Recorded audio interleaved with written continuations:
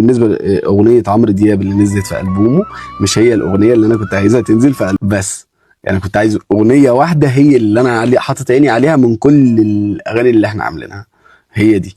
لو كانت دي نزلت انا كنت هبقى مبسوط جدا، بس اكيد هو اصح. ايه هي وعامل له كام اغنيه اصلا؟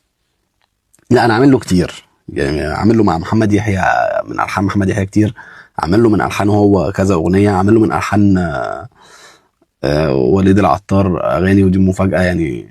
اول مره بقول شاعر اهم مننا اشطر مننا، في شاعر اشطر مننا؟ مفيش. التواضع ده ولا ايه؟ لا والله مفيش شاعر اشطر مني. هو اختار ما بين كذا اغنيه. احنا عاملين اغاني كتير الفتره اللي فاتت، من ضمنهم قفلت اللعبه. يمكن هي اقدم واحده فيهم، بقى لها مثلا 3 سنين، 3 سنين او سنتين ونص، وهي اختياره يعني. لما احنا اشتغلنا كتير بعدها، اشتغلنا كمان السنه دي كذا اغنيه، عملنا كذا اغنيه حلوه وخلصنا اغاني كتير.